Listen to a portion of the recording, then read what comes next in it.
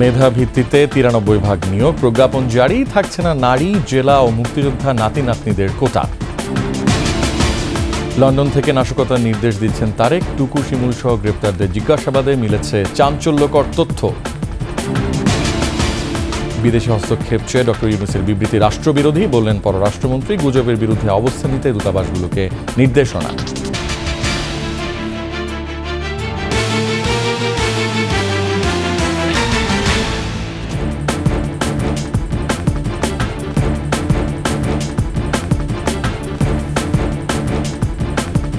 শুনছিলেন first security ইসলামী bank PLC সংবাদ শিরোনাম।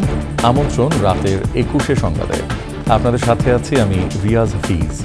দর্শক, 21 টেলিভিশনের সংবাদ একই সাথে সরাসরি দেখতে পাবেন আমাদের ফেসবুক পেজ www.facebook.com/2124 অনলাইনে। কোটা আন্দোলন নিয়ে আপিল বিভাগের রায়ের ভিত্তিতে প্রজ্ঞাপন জারি করেছে সরকার। এতে বলা হয়েছে, সরকারি, আধা সরকারি, স্বায়ত্তশাসিত, আধা স্বায়ত্তশাসিত প্রতিষ্ঠানসহ অন্যান্য প্রতিষ্ঠানে নিয়োগের ক্ষেত্রে মেধাভিত্তিক নিয়োগ হবে 93%। থাকছে না মুক্তিযোদ্ধাদের নাতি নাতনি, নারী ও জেলা কোটা। কোটা আন্দোলনের নামে সহিংসতার বিষয়ে 1 সদস্যের তদন্ত কমিটিও গঠন করা হয়েছে। আরও জানাচ্ছেন মফিউর রহমান। সরকারি চাকরিতে নিয়োগের ক্ষেত্রে কোটা বাতিল নিয়ে বেশ কয়েকদিন ধরে আন্দোলন করে আসছিল শিক্ষার্থীরা। 21 জুলাই কোটা সংশোধন করে রায় দেয় আদালত। প্রজ্ঞাপন অথবা এটা জারি করে কার্যকর করতে হবে। রায়ের প্রেক্ষিতে মঙ্গলবার প্রজ্ঞাপন জারি করে সরকার। প্রজ্ঞাপনের বিস্তারিত তুলে ধরতে আইনমন্ত্রীর গুলশানের বাসায় সংবাদ সম্মেলনের আয়োজন করা হয়। এতে উপস্থিত ছিলেন আইনমন্ত্রী, জনপ্রশাসন মন্ত্রী, শিক্ষামন্ত্রী এবং তথ্য ও সম্প্রচার প্রতিমন্ত্রী। প্রজ্ঞাপনের বিস্তারিত তুলে ধরেন আইনমন্ত্রী। নির্ধারিত কোটায় যোগ্য প্রার্থী পাওয়া না গেলে সংশ্লিষ্ট কোটার শূন্য পদ সমূহ সাধারণ মেধা তালিকা হইতে পূরণ করা হইবে। এখন থেকে সরকারি, আধা সরকারি, স্বায়ত্তশাসিত, আধা স্বায়ত্তশাসিত প্রতিষ্ঠান, স্বশাসিত এবং সাংবিধানিক কর্তৃপক্ষ এবং বিভিন্ন কর্পোরেশনের চাকরিতে কোটা আগের মতো থাকছে না। আমরা কোটা সংস্কারের যে রায় সর্বোচ্চ আদালত আপিল বিভাগ দিয়েছে তা কিন্তু প্রতিপালন করেছি। আইনমন্ত্রী বলেন, নতুন সব নিয়োগ এই প্রজ্ঞাপনের ভিত্তিতেই হবে। আমি আপনাকে বলি, প্রজ্ঞাপনে পরিষ্কার বলা আছে, এ আদেশ অবিলম্বে কার্যকর হইবে। যে এই যে 31 তারিখে হবে সেটাও ওনাদের বিবেচনা করতে হবে এইটার আলোকে। মন্ত্রী জানান, সহিংসতার বিষয়ে এরই মধ্যে তদন্ত কমিটি গঠন করা হয়েছে। যে সহিংসতা হয়েছে তার জন্য একটা বিচার বিভাগীয় তদন্তের জন্য 1 সদস্য বিশিষ্ট একটা কমিটি করে দিয়েছি। মন্ত্রী বলেন, শিক্ষার্থীদের জন্য নিরাপদ পরিবেশ তৈরি হলেই সব শিক্ষা প্রতিষ্ঠান খুলে দেওয়া হবে। যত তাড়াতাড়ি শিক্ষার পরিবেশ ফিরিয়ে আনা যায় সেটার ব্যাপারে সচেষ্ট, এবং সেই জন্যই আপনারা আশা করতে পারেন যে শিক্ষা প্রতিষ্ঠান খুলে যাবে। আইনশৃঙ্খলা পরিস্থিতি স্বাভাবিক হলে কারফিউ তুলে নেওয়া হবে বলেও জানান মন্ত্রী। জনজীবনে যখন স্বস্তি আসবে আমরা অবশ্যই কারফিউ প্রত্যাহার করব। মফিউর রহমান, 21 টেলিভিশন, ঢাকা।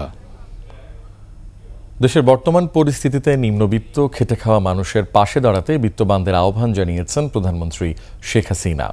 গণমাধ্যমে পাঠানো বিবৃতিতে তিনি বলেন, কোটা আন্দোলনকে কেন্দ্র করে সাম্প্রতিক ঘটনা এবং কর্মসূচিতে সারা দেশে সাধারণ মানুষের জীবন জীবিকা অচল হয়ে পড়ে। পাশাপাশি বিএনপি, জামাত, শিবির সংঘবদ্ধভাবে মেট্রো রেল, সেতু ভবন, বিটিভি সহ সরকারি বেসরকারি বিভিন্ন স্থাপনায় আগুন দেয় এবং তছনছ করে। এর ফলে নিম্নবিত্ত, খেটে খাওয়া মানুষের উপার্জনে স্বাভাবিক কার্যক্রম বিঘ্নিত হচ্ছে। এমন বাস্তবতায় আওয়ামী লীগ এবং সহযোগী সংগঠনের নেতাকর্মীদের করোনা মহামারীর সময়ের মতোই ক্ষতিগ্রস্ত মানুষের সাহায্যে হাত বাড়াতে আহ্বান জানান আওয়ামী লীগ সভাপতি।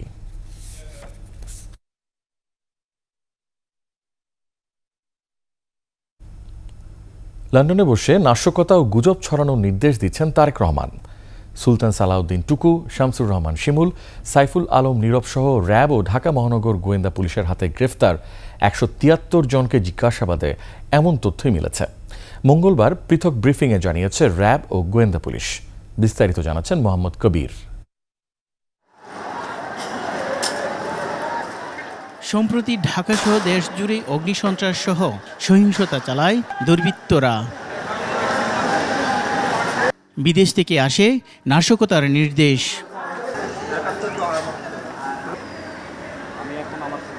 ঢাকা মহানগর গোয়েন্দা পুলিশের ব্রিফিংয়ে এ বিষয়ে বিস্তারিত জানানো হয়।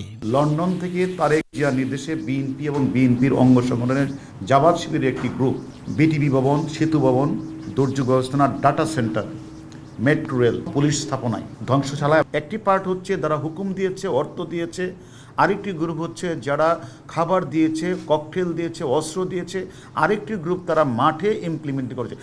আমরা অনেককেই গ্রেপ্তার করেছি।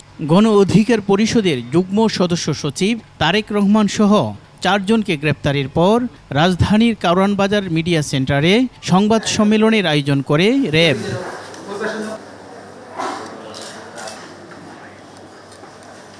পরে র্যাব মহাপরিচালক ব্যারিস্টার হারুনুর রশিদ সাংবাদিকদের সাথে কথা বলেন, জানান ছাত্ররা নয়, স্বাধীনতা বিরোধীরাই নাশকতার জন্য দায়ী। 19 তারিখ থেকেই কোটা সংস্কারের যে আন্দোলন ছিল ছাত্রদের, সেটা কিন্তু আর ছাত্র আন্দোলন থাকে নাই, সেটা একটা সহিংসতায় পরিণত হয়েছে, সেখানে ধ্বংসযজ্ঞ হয়েছে এবং এই ধ্বংসযজ্ঞের যে ভয়াবহতার যে মাত্রা, সেটা আমি বলবো যে মধ্যযুগীয় বর্বরতাকে ছাড়িয়ে গেছে। নাশকতাকারীদের তথ্য র্যাবের কাছে আছে জানিয়ে র্যাব মহাপরিচালক বলেন, সন্ত্রাসী কর্মকাণ্ড কঠোরভাবে নিয়ন্ত্রণ করা হবে। মোহাম্মদ কবির, 21 টেলিভিশন, ঢাকা। বিদেশিদের হস্তক্ষেপের আহ্বান জানিয়ে ডক্টর ইউনূস রাষ্ট্রবিরোধী কাজ করেছেন বলে মন্তব্য করেছেন পররাষ্ট্রমন্ত্রী হাসান মাহমুদ। সেগুনবাগিচায় এক ব্রিফিংয়ে এ মন্তব্য করেন তিনি। একই সঙ্গে গুজবের বিরুদ্ধে অবস্থান নিতে বিদেশে বাংলাদেশি দূতাবাসগুলোকে নির্দেশনা দেওয়া হয়েছে।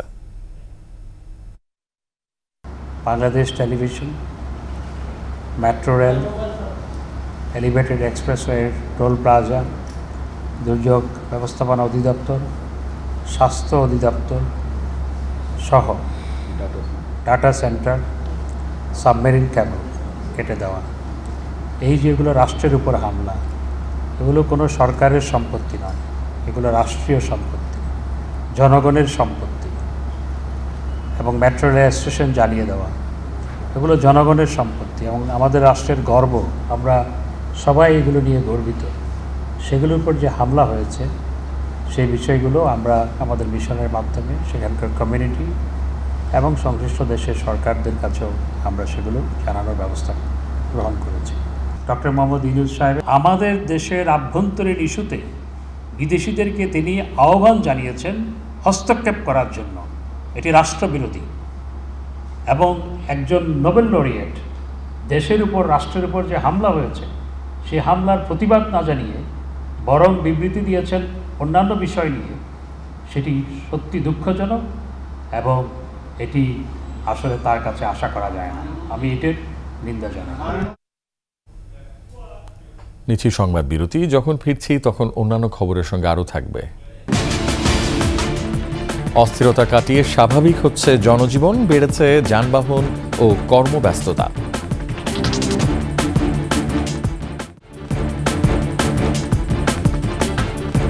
আবারও আমন্ত্রণ রাতের 21 সংবাদে। প্রধানমন্ত্রী শেখ হাসিনার সঙ্গে দেখা করেছেন নরওয়ের রাষ্ট্রদূত ইস্পেন রিক্টার সেভেনসেন। দুপুরে প্রধানমন্ত্রীর কার্যালয়ে প্রধানমন্ত্রীর সাথে দেখা করেন নরওয়ের রাষ্ট্রদূত। এ সময় বাংলাদেশের সাথে নরওয়ের সুসম্পর্কের কথা উল্লেখ করে দেশের উন্নয়ন অগ্রযাত্রায় তারা পাশে থাকবে বলে আশা প্রকাশ করেন প্রধানমন্ত্রী। দুই দেশের পারস্পরিক সম্পর্ককে কিভাবে আরও বৃদ্ধি করা যায় সে বিষয়েও আলোচনা করেন তারা। এ সময় সরকারের ধারাবাহিকতায় বাংলাদেশের উন্নয়নের ভূয়সী প্রশংসা করেন রাষ্ট্রদূত সেভেনসেন। প্রধানমন্ত্রীর বেসরকারি শিল্প ও বাণিজ্য উপদেষ্টা সালমান এফ রহমান, প্রধানমন্ত্রীর মুখ্য সচিব এবং প্রেস সচিব নাইমুল ইসলাম খান এ সময় উপস্থিত ছিলেন।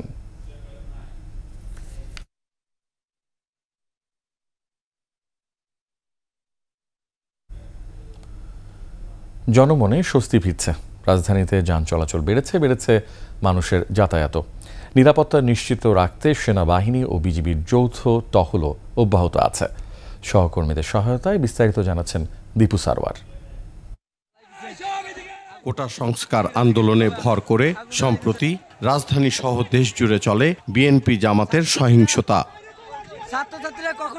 সেনাবাহিনী মোতায়েন ও কারফিউ জারি করে সরকার। রাজধানীর সর্বত্রই চলছে টহল।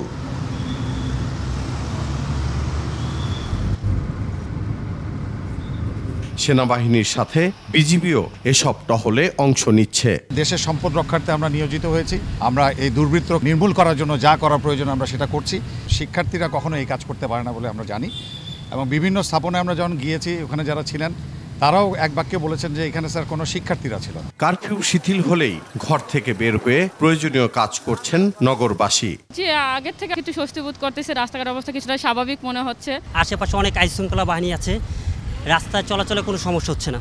যান ও জনচলাচল বেড়েছে। সমস্যা দেখি নাই, কিন্তু আমরা যে যেমনি পারতে আছি গাড়ি চালাইতে আছি। আগে যেরকম মারমুখী ছিল সেটা এখন নাই আপাতত। শিগগিরই জীবনযাত্রা স্বাভাবিক হবে এমনটাই আশা নগরবাসীর। দীপু সারোয়ার, একুশে টেলিভিশন, ঢাকা। রাজধানীর বাজারে চালের কোনো সংকট নেই, দাম বাড়ারও কোনো কারণ নেই বলে জানালেন বাণিজ্য প্রতিমন্ত্রী আহসানুল ইসলাম টিটু।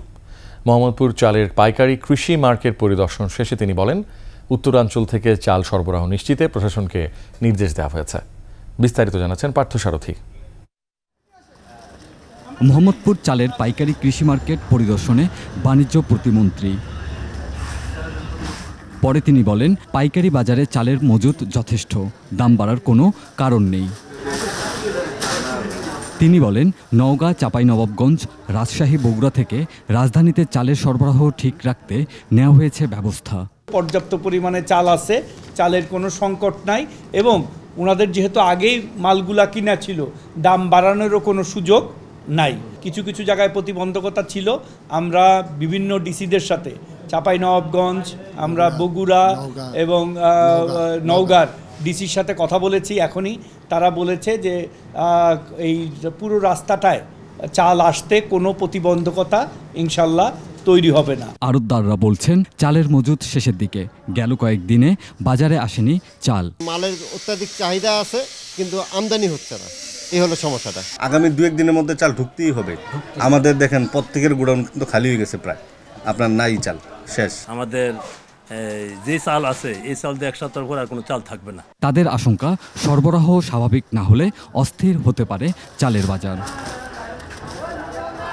পার্থসারথী, একুশে টেলিভিশন, ঢাকা। শেষ করছি রাতের 21শে সংবাদ। তবে যাবার আগে ফার্স্ট সিকিউরিটি ইসলামী ব্যাংক পিএলসি সংবাদ শিরোনামগুলো আরও একবার। মেধা ভিত্তিতে 93 ভাগ নিয়োগ, প্রজ্ঞাপন জারি, থাকছে না নারী, জেলা ও মুক্তিযোদ্ধা নাতি নাতনিদের কোটা।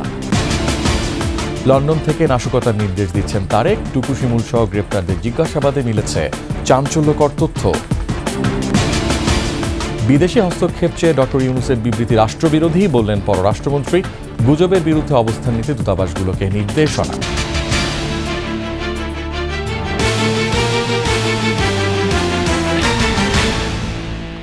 সর্বশেষ সংবাদ জানতে ডায়াল করুন 2021 নম্বরে, আর ভিজিট করুন 21-tv.com ওয়েবসাইটে। এছাড়া ফেসবুকে ভিজিট করতে পারেন www.facebook.com/2124 অনলাইনে। এতক্ষণ সঙ্গে থাকার জন্য অসংখ্য ধন্যবাদ। আমাদের পরবর্তী সংবাদ দেখার আমন্ত্রণ রইল। 21-এর সঙ্গে থাকুন।